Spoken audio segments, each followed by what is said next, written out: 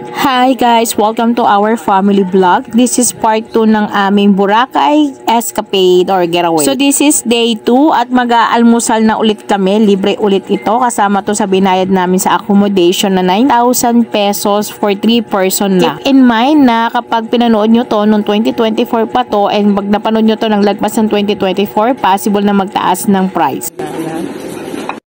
Oh, watermelon.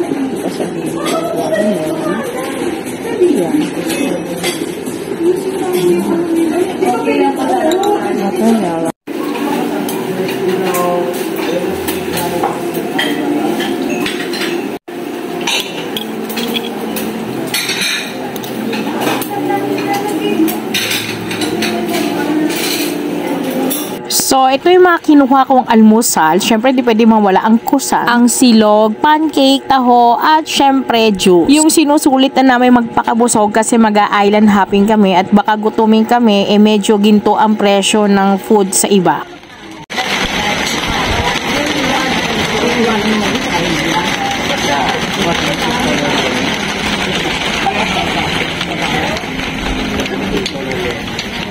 Ang sarap ng ganitong buhay, yung nag-aalmusal ka, tapos pagtanaw mo dagat na, pwede kang maligo, pwede kang tumambay, pero maulan-ulan ng mga oras na yan. Oh, baby! After namin mag-almusal, nagpahinga lang kami ng konti, tapos ngayon, papunta na kami doon sa activity namin or island hopping. Kasi hodang maulan, itutuloy namin ito dahil nandito na kami. Charis! Maulan na, island hopping ito. Nang makarating kami, medyo matila-tila na yung ulan pero baha dito sa dinadaanan namin. Buti na lang hindi nadulas ang lola. Go for the baha, wala naman nata ako leptospirosis. 18 years old. 18! There.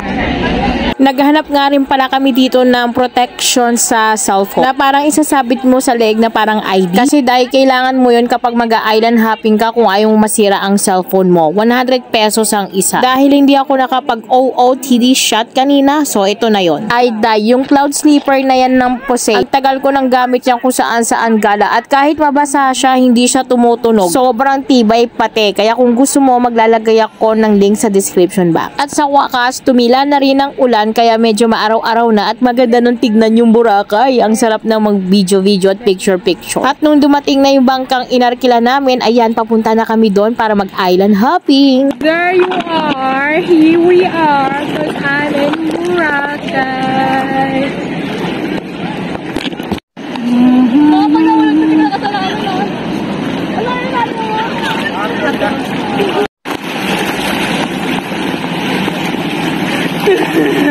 Napano ka na? Guys, we are on Boracay. Yeah. And look at this.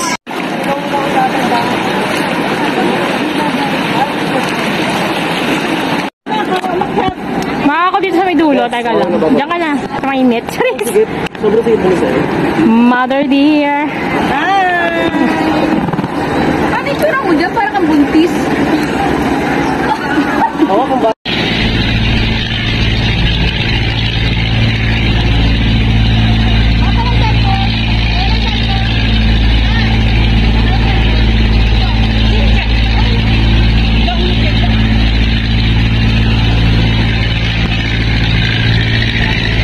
Sabi nila may 3 island daw kaming iikutin. Pero yung isang island hindi na kami bababa. So bali 2 island lang yung bababaan namin. Which is yung Poca Beach at saka yung isa nakalimutan ko na. Kasama din pala sa activity namin ang fish gazing, helmet diving. Wala naman akong camera pang ilalim kaya hindi ko na picturean or video. Then extracurricular yung kayak photo shoot.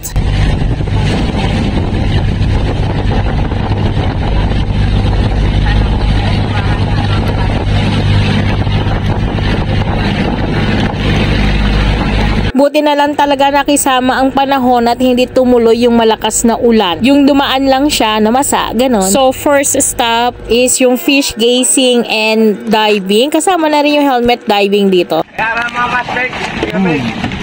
Dito po, may McDonald's po dito. McDonald's po. Yes! Yabaw! Mayabaw! Gagil sir. Hindi pa siya magbalik kayo. Oo.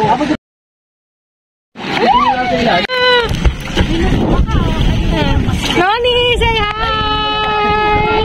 Yung pating dito. Dito! Dito. Takot matanggal yung malo ako. Picturean kita, Noni!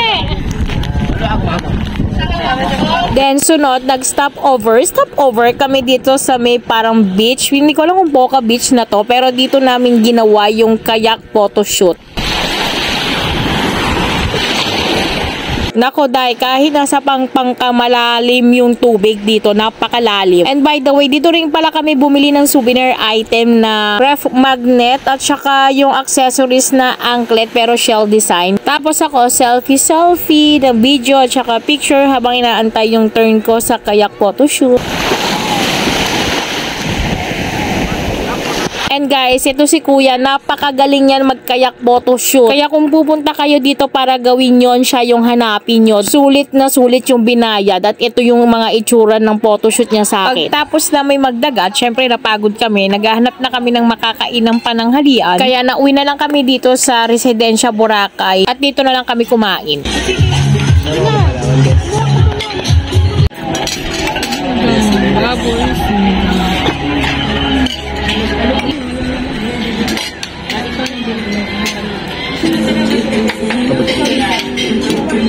At ito po ang mga kinain namin. Pakbet na may bagnet, sinigang na baboy na sobrang asim at ang sarap, chicken teriyaki na medyo spicy. Grabe, busog na busog kami talaga. Pagtapos namin mananghalian, nanahimik muna kami sa kanya-kanyang kwarto. Habang ako naman, kakainin ko yung taho na tinake-out namin kaninang almusal bilang dessert at yung mga prutas. Magpapahinga muna kami saglit para mamaya isi-celebrate namin ang birthday ni Lola. Kaya tamang lakad-lakad lang muna dito sa resort at doon sa beach.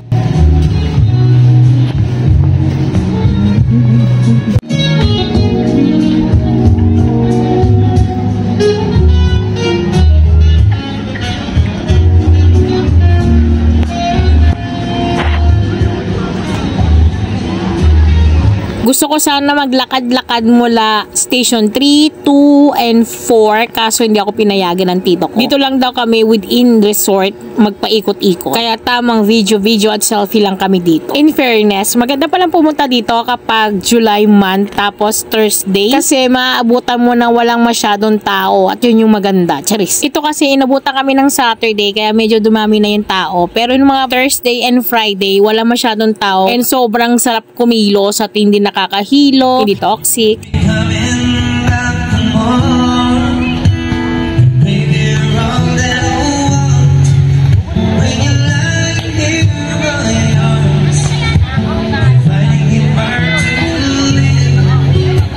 By the way guys, hindi ko na pinakita pero naligo ako ulit dyan. Syempre sinamantala ko na ang dagat dito sa Boracay kaya lumubog-lubog na ako nung bandang hapon na hindi na mainit. At nung naggabi na, naghanda na rin kami kasi isa-celebrate na namin ang birthday ni Lola dito din sa Residencia de Boracay o Residencia Boracay.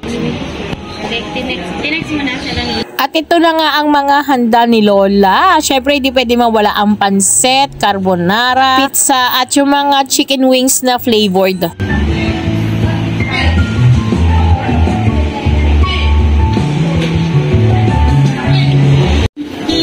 Ay!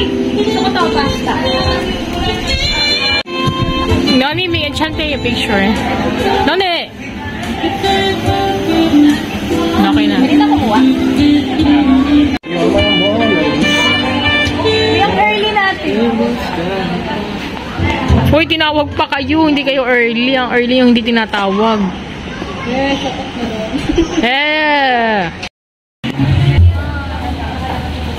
Happy birthday! Happy birthday! Ay, dito ka ba? Umaga na. Ay, may cake. Happy birthday to you. Happy birthday, happy birthday. Happy birthday to you.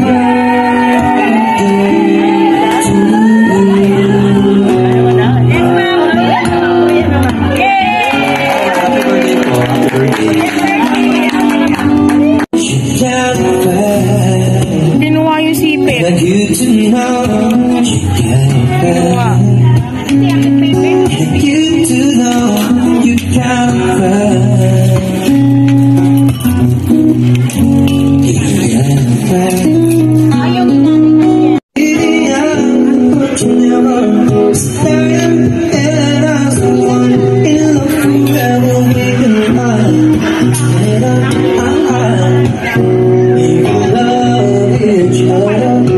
After celebration ng birthday ni Lola, ayan, tinitignan ko na kung tuyo na tong mga damit na ginamit namin sa pagdadaga. Kasi ililigpit na namin dahil uuwi na kami bukas. By the way guys, ito ang maganda dito sa Residencia Boracay. Meron siyang patuyuan ng mga damit. May cabinet, tapos meron niyang vault kung saan pwede mo itago yung cellphone mo or yung laptop mo para safe. Tapos yung combination code, syempre kukunin mo dun sa reception. Tapos yung cabinet nila, maraming pwedeng lalagyanan. Kaya kahit 4 kayo dito sa kwarto, pwede. Tapos yung parang pinakatukador or vanity desk nila, may kasama na yung blower sa loob, pero yung blower namin sira. Pero sa mga kasama namin, okay naman siya, kaya nakikigamit kami doon. May kasama ring mini ref para pwede mo itago yung pagkain na binili mo sa labas or tinake out mo doon sa pa-buffet. Charis, may sariling water container, may TV pero walang Netflix, may sariling CR, 2 kama, vanity mirror, may isa pang cabinet na malapit doon sa higaan or kama, and may lampshade. Tapos itong CR nila, pinakagusto ko, may hawakan doon sa pagtayo mo mula doon sa bowl. Pati doon sa may pinaka-shower, may hawakan. Tapos may heater yung shower, lalagyanan ng towel, lalagyanan ng shampoo. Libre rin yung shampoo at saka conditioner. Tapos syempre, di aircon. Tapos meron pang electric fan, pwede kang humingi ng electric fan. Sorry, manghiram pala. Then meron din silang pa-dim light kung gusto mo naka-dim light pag matutulog. Unlimited yung hingi ng coffee, pero coffee black and sugar. Tapos kita nyo na may mga tinake out namin from breakfast buffet. By the way, meron din pala siyang kettle para, yun nga, pwede ka magkape anytime mong gusto. Ay, day, ang dami ko ng kape dito. Ito kasi yung dugo ko. Charis. So, ito kasi ang gawain ko dito. Nagkakape ako para matunay yung mga kinain ko. Tapos, manonood ako ng Netflix. Papatayin ko na yung ilaw kasi gusto ko dim light. Then, day 3 namin sa Boracay. Ito na rin yung last day namin dito.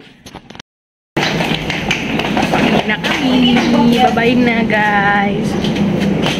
At dahil maaga ang flight namin, 8 AM, kaya 6 AM pa lang naggagayak na kami. So, nagising kami ng mga 4:30 AM. And nagpabaon pa nga ang resort sa amin ng sandwich at tubig dahil hindi kami makakapag-almusal sa kanila ngayon. Kahit na ang pinaka-checkout pa namin talaga is 12 noon. Kaso kasi yung available ticket na nabook ng tito ko sa Philippine Airline ay pang umaga at yun na lang daw kasi ang available. Kaya maaga tuloy kami uuwi ng Manila at napilitan kaming maaga kumilos. Ban? Ayusin ko. Bye-bye.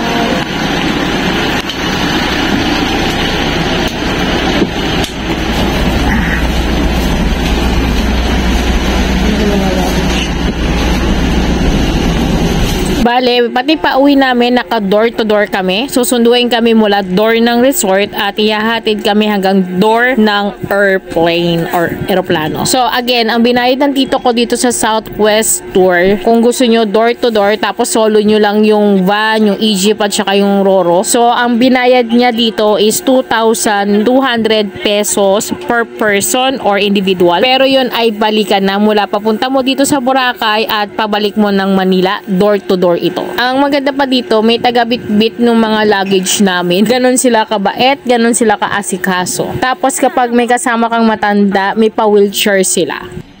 I have my inner peace.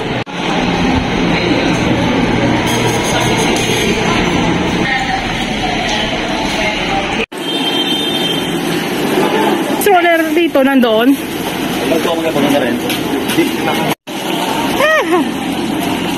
So, lang. Yes po, thank you.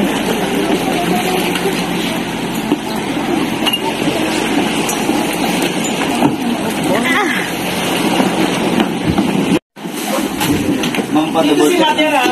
Para di may apan. Patubol check na lang ako, ma'am, sa bagay. Bagahin niyo daw, nani ko nandito. Asa? Tinali ko na dito. Baguhin. Hindi ko baguhin.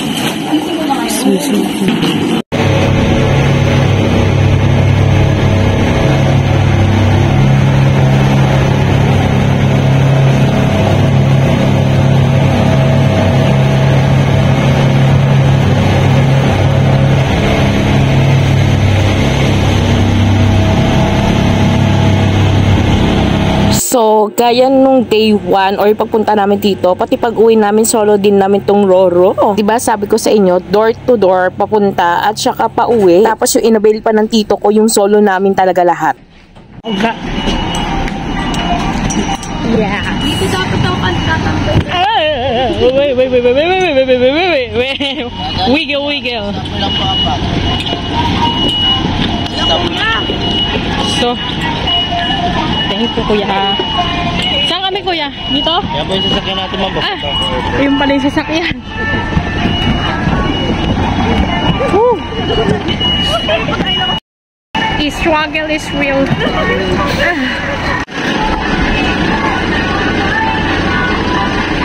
Pagkatapos namin sa Roro, dumiretso na kami dito sa Egypt, papunta na talaga ng Atiklan Airport.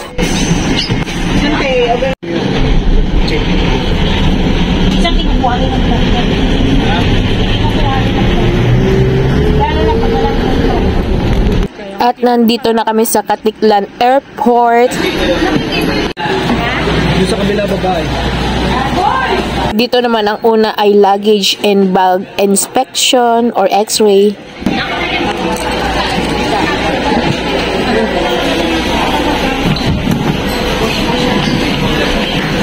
And by the way guys, doon sa luggage or bag inspection or x-ray, bawal pagpatungin yung gamit. Dapat talaga hiwa-hiwalay kasi pinapaulit nila. Siguro kasi hindi makita na maayos kung ano yung laman ng bag mo. Then next, luggage or bag ticketing. Then yan, papasok na kami sa airport at iba-bag screening ulit yan doon sa loob. At dahil hindi kami nag-almusal, nagmamadali na kami pumunta dito sa Atiklan Airport. Kaya itong baon naming sandwich ay una na akong kumain. Grabe yung sandwich nila hanggang ngayon, mainit pa rin. Ang sarap ng tinapay, para ang healthy. Ang sarap ng ham and cheese. And ayan guys, ang aming airplane at ito ang oras ng aming pag-alis dito sa Boracay. O diba ang aga, 9:55 AM. So dito guys, kapag pauwi na, kailangan mo sumakay ng bus papunta mismo doon sa airplane kasi may kalayuan. Kumpara nung pagdating mo dito, pwede mo lang lakarin palabas yung Atiklan Airport. Ito, ang layo daw nung parking nung airplane.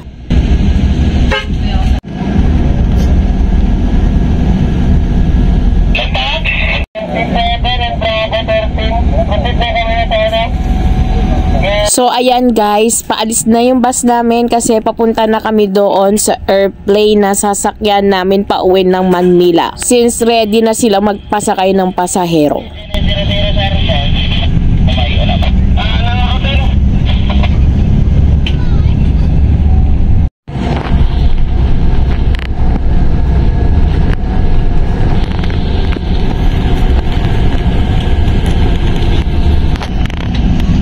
Grabe guys, ayan na yung eroplanong sasakyan namin, Philippine Airlines. So door to door talaga siya, from door ng resort papunta sa door ng eroplanong sasakyan namin. Tapos nakita ko nga si Lola na nakasakay sa wheelchair kasi una siyang sasakay para hindi siya makasabay doon sa mga tao at hindi masiksik. Tapos saka kami pinababa at sumakay dito sa likuran ng eroplano kasi doon yung aming seat.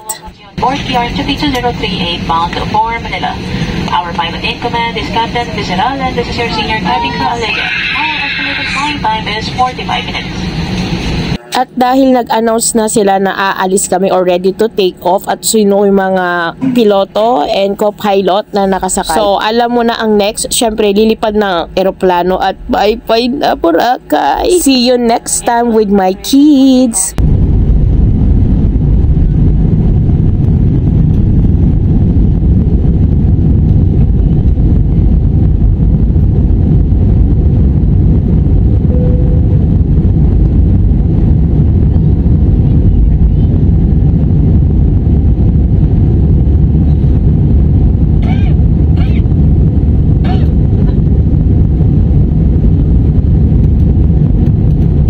At syempre, meron na naman pasnak si Philippine Airlines na talagang hahanapin mo sa online platform kasi ang sarap din nito.